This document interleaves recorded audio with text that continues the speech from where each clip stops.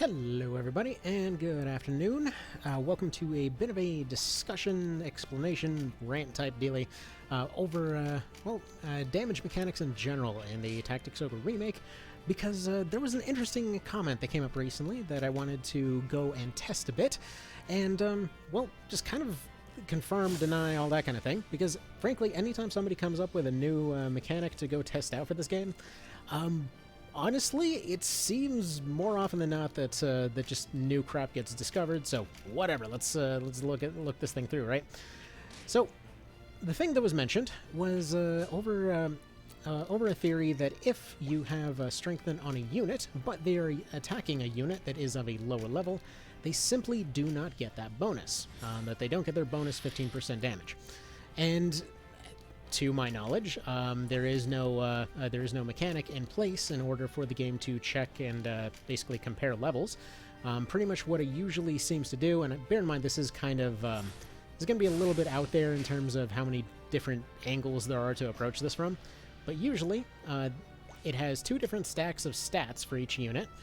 So those are going to be those derived stats over on the right side, as well as comparing skills and any kind of additional bonuses off of equipment as needed. Now, mostly this boils down to checking that list on the right, as well as checking what's going on in the skill list.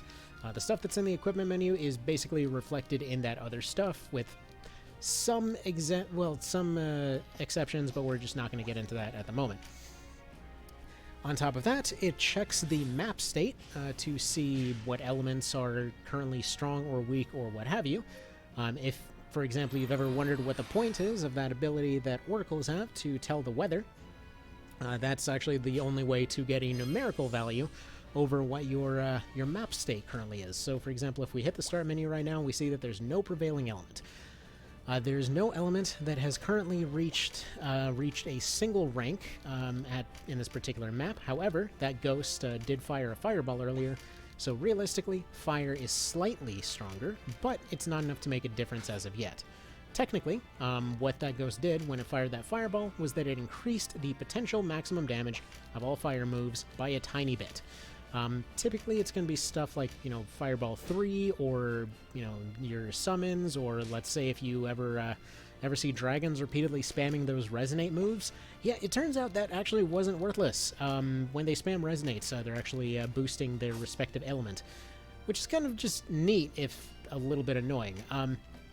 Anyway, so all that battlefield state thing does, the prevailing element system, it raises maximum damage. It doesn't do anything for penetration. It doesn't do anything, usually it doesn't do anything that's too noticeable. Because again, it's just raising the maximum. It's not really necessarily affecting most stuff that's going on. If somebody's repeatedly spamming, repeatedly spamming Heaven Judge or something like that, yeah, that's going to keep getting more powerful every time they use it. But in most cases, it just boosts one element and it weakens another. These aren't exactly mutually exclusive either, because there's multiple elements that can be raised up at the same time. So if you have a fight that's been going on for quite a while, you can wind up with some pretty wacky results. Now, to answer the previous question over whether attacking a lower level with Strengthen gives you a bonus or not, she is doing 198 with a short bow. I mean, he's undead, so she's getting a lot of bonuses. But she is essentially seeing a bonus right now. I believe it's plus 50% against undead for the boulder. It's another plus 15% off of strengthen, as well as she's boosting the attack value. So basically boosting the number that actually gets scaled up. 6 times 24 here, so you end up getting 24 extra attack off that. As well as 18% more accuracy, plus another 2 ranks of strengthen over here, so boosting it a further 30%, meaning that the damage ends up going through the dang roof against a situation like that, where she's functionally ignoring their defense entirely. Okay, so how does this come to practical terms, though? Hopefully we'll see this in just a moment, but the other Amazon, who has near identical stats and has identical skill ranks as well as an identical loadout, as you'll see, will do 106. So this means that, yes, it is just the one strengthen buff that's actually affected there. Alright, so moving along here, what exactly could potentially cause it to get completely wiped out? Because in the test that they were mentioning, they tested 2 archers firing against each other with high-end elemental longbows in the endgame that were not able to actually scale up any bonus damage when they were firing at each other. Or rather, the lower level was essentially wiping out the higher level's damage. Now, I'm assuming this must have been done through multiplayer or something, because I don't know how they're managing to get 2 different levels of archers, but anyway. So here's the one without Strengthen, and they're doing 161. So this is the one that doesn't have Strengthen applied to them at the current moment. So, so as far as damage threshold goes, basically the way that it goes, if your attack value doesn't exceed the defensive value of the other unit, there's nothing to scale up. And the lower that you are from reaching that bar, the less actually gets through. There's still like a minimum value of sorts at the like kind of on the low end of that type situation. So you still have like a minimum value of sorts, and if you have enough stacks of Strengthen, as well as getting Breach on the other guy, then you can potentially get your way past that wall, as it were. There's only one way to actually move the bar in the middle of a fight, and that is Fear. So if you apply Fear to another unit, then that causes their defensive threshold to drop, I believe, by about 20%. So it basically causes a lot of things to suddenly get past their armor that wouldn't have been able to otherwise. Now, bear in mind, this is not as clean-cut as, let's say, something like Fallout, where they're like, okay, you know, 9 mil does 13 damage, you know, steel armor over here has 18 damage threshold, it's only getting 25% of its damage, full stop, then we'll apply buffs after that fact. It's a similar idea, and that's why I keep calling it damage threshold, because it reminds me a lot of that system. The difference is, in this game, everything ends up kind of moving around a lot, so it's just there's a lot of moving parts, a whole lot of skills, a whole lot of different modifiers, and if you take into consideration the fact that, like, let's say, let's go look at one of these guys here. Like, their attack is affected by this, it's affected by this, it's affected by this, it's affected by this down here. If you have all these different stacked up abilities that are all leading to one final result, if you end up taking away one of those, that could potentially cause the, you know, the whole thing they were going for to completely crumble. So, like, let's say, actually, we'll probably take a little bit of a peek here at another save file to show you something that could potentially explain what was going on there. And this was the first save file that immediately sprung to mind for me personally, because looking at it here, this was the first case where I was kind of having this guy going as more or less an apprentice to Canopus here. Just had him running around with a similar, like, I was trying to get him to follow a similar build. I like to build multiple units in the same way. It just feels nice to have a uniform thing like that. You know, just slight differences between them. But as you can tell, there's a pretty big difference between them. He's got rank 10 bows. He's got his double shot down there. He's got his anatomy, at rank 2. Technically speaking, I could also get Augment Ice, because he's using an Excamilles for yet another 8 potential damage on his stuff here. In fact, it almost doesn't even make sense to... it doesn't even make sense to use double shot anymore, because he can just one-shot most things. And see, this right here is one of those funny notes of when the end game... Like, usually the immediate thought is, oh my god, you know, longbows are so overpowered, it's insane. But here's the funny thing. Technically speaking, if we compare their attack values, they're not really even on the highest end of things. So, like, let's say those... let's see, what level is this bow here? So this is a level 27 bow, right? And not like any levels past 20 really matter too much as far as all that goes, but, like, let's compare with the Brynhilder. It's got way better stats, it's got better bonuses, it's got better stuff on it, it's got better... pretty much better stuff across the board. Look at the two-handers. Again, higher attack power. These aren't upgraded, but their upgraded versions do actually match that same elemental bonus. Pretty much all weapons, like especially the melee weapons, do actually have better bonuses on them. The only difference is dexterity stuff scales a little bit higher. Okay, so there's a couple quick notes I actually just wanted to add to this section right here. First of all, when it comes to scaling, yes, dexterity stuff does scale a decent bit better than strength. The difference, I believe, is like 15, 20-something percent, somewhere along those lines. But on another thing, as far as other stuff that could potentially be wiping out the damage, is if either of them are using a specialized weapon earring, because these do provide a 30% racial resistance across the board. So if two people were firing at each other with 30% bonus damage, yeah, it would just wipe that out. It's actually kind of wild because that's, as far as I'm aware, aside from very specific bonuses, that is the biggest racial bonus, and every one of the earrings gets them. So yeah, it's not just the +2 weapon rank and the decent attack and defense bonuses. Yeah, them suckers give you some pretty nice defense. But anyways, yes. So yeah, as far as scaling goes, yes, one-handers scale better than two-handers. Dexterity scales better than strength. And certain things like daggers and bows do actually scale a little bit higher there.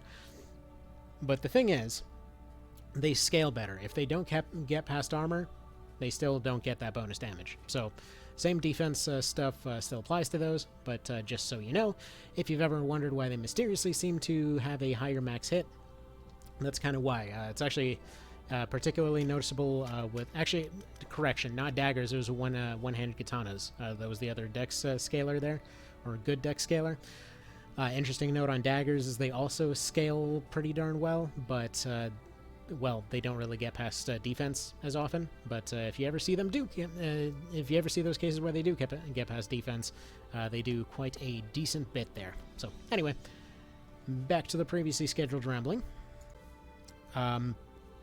Pretty much the thing to consider is that all offensive skills also apply defensively in this game. So it sounded like he was having two maxed out archers fire at each other. So immediately, that means that this rank 8 is a rank 1 for both of them. They are canceling each other out. They have defense against the entirety of that skill. They do not get anything from it. So suddenly, attacking each other, they each wipe out 8 ranks. Basically still just puts it down to 1 as far as I'm aware. So yes, they're not getting a bonus off that. If they're using anatomy, same thing. They're basically wiping each other out. If they're both using strengthen and fortify, they are once again wiping each other out.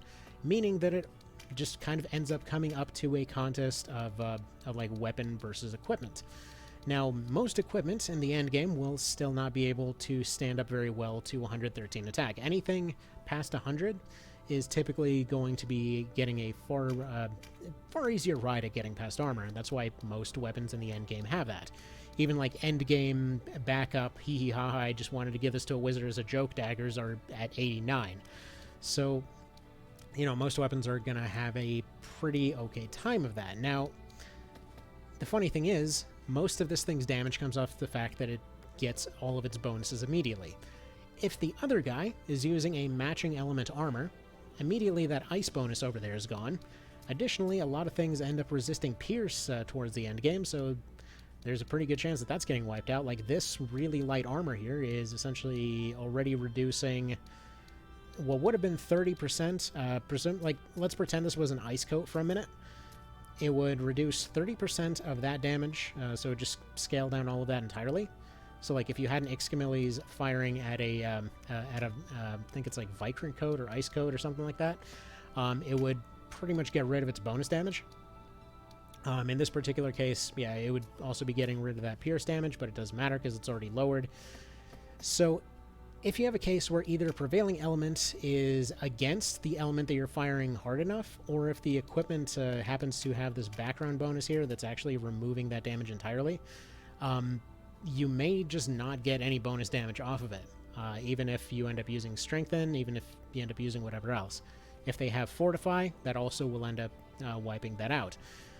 Funny thing is, this isn't just elements, but racial bonuses too. In fact, it's a little bit of a funny thing where the Bronze Helm actually ends up being a viable endgame item, despite being the first helmet that you run into. I mean, the Vit bonus is alright, the health and defense bonuses are alright, but 8% bonus damage reduction across the board means 8% damage reduction against all finishers, because almost all finishers will end up getting past armor. So there's more to all of this, obviously. I like to joke that absolutely everything's a mechanic in this game. But basically what you need to know, what actually affects whether or not you get bonus damage, is if your damage gets past threshold and whether there's a number after that for that bonus damage to affect. If it's too low, you may just never see that number. If it's really high, it may suddenly go into the hundreds from absolutely nowhere. But the only way you can actually move that threshold in the middle of a fight is to use fear. So terrifying impact, basically anything a Terranite can have. Cyclopes also can learn some of them scary moves, like glare. Or actually, not glare. What's the other one? Dang it, I forget. They have another move that they stare at something and it gets all scared. Was that Reekin Meatballs? I think that's Misstep or whatever. It's probably that other one. Has a chance to inflict okay, that takes forever. Yeah, that is one of those things that I always miss going to vanilla after one vision. It's like, please just tell me what it does at the start of the text bar. Why would you do this? Alright, so yeah, fear, main thing that ends up moving damage threshold. Prevailing element is something that will scale up based on whatever spells are used. This does affect weapons. In fact, for anyone playing One Vision, if you use the side-graded one-handed hammers, like the ones that turn everything into a divine element in Palace of the Dead, ironically, they suck there because their actual damage... Well, okay, scratch that. It was one particular one, and I believe it actually had its divine scaling taken away for this reason. But yeah, anything divine scaling in Palace of the Dead winds up being complete garbage because everything spams like Word of Pain over and over and over, or Pain Side in One Vision. So yeah, they will spam those dark abilities over and over, and your maximum damage goes down every time they do, to the point where you have a character with stats in the hundreds that can only do 10 damage.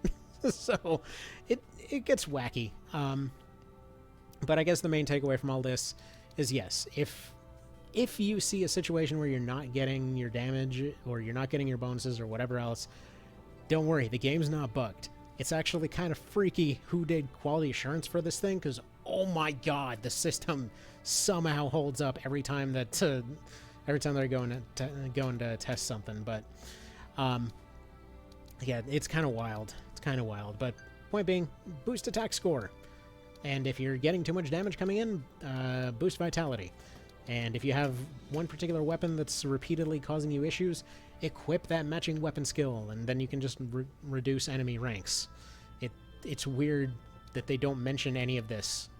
Like, I honestly wonder how high of a regard this game would be held in if they just told people how these rank systems worked in the dang menu.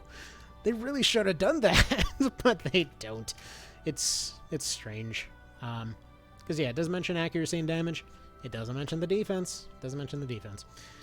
All right, you guys have a good one. Oh, did I forget Spellcraft? I hope I didn't forget Spellcraft. The one exception to all of the above, Spellcraft increases attack power for magic-y type stuff.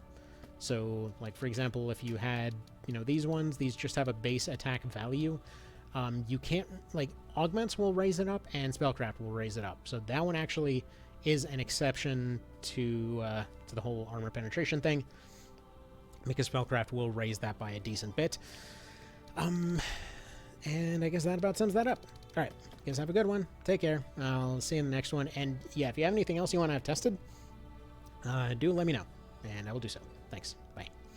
Alright, so there's one more thing I just want to show real quick here, just to show kind of how wacky stuff can get. So, bear in mind this guy's stats are a bit higher than usual. I mean, you can technically get this way through just power leveling your units, right? I say power leveling, it's more like you just switch them between classes every time they get to like level 7 or so. You can kind of get to this point by this point in the game, but anyway. So, just to show how much of an effect these different skills have. So I've got crossbows at 8, we've got blowguns at 8, and we've got Draconology at rank 2. I don't believe he has... he can't even access Strengthen yet. Why can't he access Strengthen? Well, that's because he's level 1. This was the level 1 run. Basically, use cheats to permanently lock the team at level 1, and they can never gain class experience. So I wanted to see if it was possible to beat the game this way, just using other mechanics. Also, I just noticed that I left the cursor on screen. Sorry about that. So we're going to get rid of these other guys here because I just want to show how extreme this can get.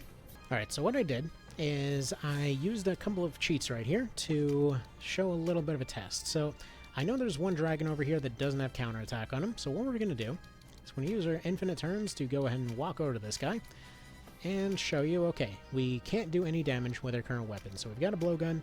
Just going to pop this guy over here. Nothing. Nothing, right? Doesn't even get to 2 damage. So based on what we had before, let's go ahead and put on Strengthen. And we'll see that Strengthen in this case, even despite having maxed ranks, it's still not enough to get past his damage threshold. His armor is simply too high. Well, it's a mix of a couple things. They have their natural defense, and they have really high vitality. So vitality will additionally scale down any incoming damage. But that's kind of its own number, and I don't know exactly how the scaling works, and screw it, who needs to know anyway right now. That's what I said earlier about everything just sort of being a sliding scale. So now we'll go put Breach. Now, Breach doesn't actually reduce defense. Breach just increases incoming damage by an additional 15%.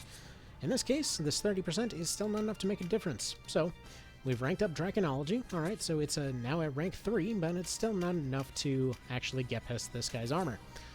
So we'll go ahead and hit this guy with a couple more darts and see what happens. Okay, so we've ranked up a little bit. Oh, look at that. Suddenly we're doing 6 damage per dart. Okay, what about our crossbow? Crossbow is still doing 1, but whatever. The blowgun scales really well off dex, by the way, if you're wondering why it does more damage than a crossbow. It's just the blowgun is unusually good for a level 1 weapon. Anyway, so there we go. We're now doing 16 after doing literally nothing. Pop him a couple more times here, and what do we got next? Alright. And now we're doing 26. So basically, once you start getting past armor, you get more and more damage through, but it is pretty consistent as far as this stuff goes. Can we get the crossbow through yet? Yes, the crossbow is also able to get through now. Additionally, this thing has a really high luck bonus. To show you, by the way, they have the same attack power. Anyway, so now we do 36 per shot. So stuff is getting a little bit wacky, but it gets even crazier. Because I mentioned earlier that most finishers will get past defense just fine, right? So we'll go ahead and pop this guy. Hopefully avoid some of these incoming hits. How that doesn't hit the other dragon is anyone's guess. Which, by the way, fun note about the original SNES version, when it came to spear attacks, unlike this one, if you actually got hit by spear attack and the first guy blocked it, it had an interesting interaction where, yeah, you just wouldn't, the second guy wouldn't even get checked. It just wouldn't do it. So there we go, we're doing more and more damage here. We're getting our ranks up. And how much do you think this is going to cap out at? Like, once we get maximum ranks here. Bear in mind, this is before Strengthen. So that hasn't even been applied yet. It's just going to be kind of for the hell of it. As you can see, we've been taking a little bit less damage every time that it's ranked up. So at this point, yeah, we're at rank 8. We've gotten our 100 points, and we've got Death Whale. And now Death Whale is able to one-shot each of these dragons. Or at least it's able to one-shot this one right over here. Would be able to finish off this one here, and yeah, it would... like, once you can one-shot a dragon 16 levels higher, level 1, I think it's safe to say that there's other mechanics at play aside from levels. But I just thought this was kind of neat. That's oh, and by the way, if you're wondering, it's because Death Whale is a triple attack. For anyone who would be looking at this but wouldn't know that, there you go. There's not many things that are triple attacks in this game, but that just happens to be one of them. So, oh, what did we end up ranking up? I think that was Anatomy that he ranked up. Like I mentioned earlier, with skills actually applying defensively, yeah, if you're a person and you have Anatomy, you just basically get better defense for being a person. So it's worth putting stuff like Draconology on dragons, Anatomy on people. It's funny how that works, because, yeah, you learn your own anatomy, or you learn the weapons that other people are using. It's kind of cool. Like, again, I don't know why they never bothered to explain this, because it's such a cool idea. Like, it's such a cool way to think about it.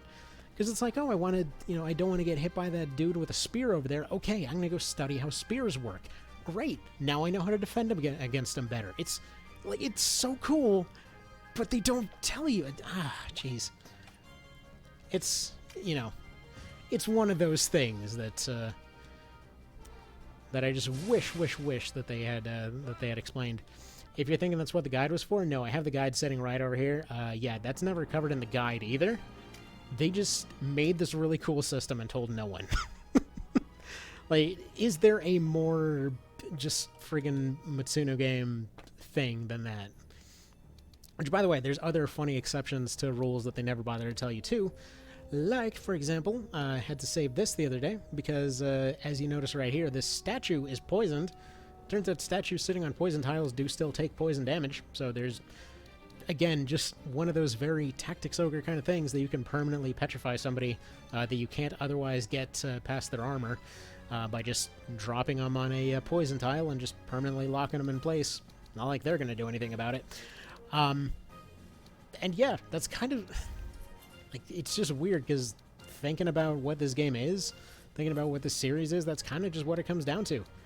Like, it's just a series about just accepting weird systems and weird consequences to situations that you never could have predicted, and it just applies in both story and game mechanics. All right. Anyway, rambled about this long enough. Just to reiterate, if you have anything you want me to test, do let me know. I'll go ahead and test it out. And looking forward to hearing from you. Take care.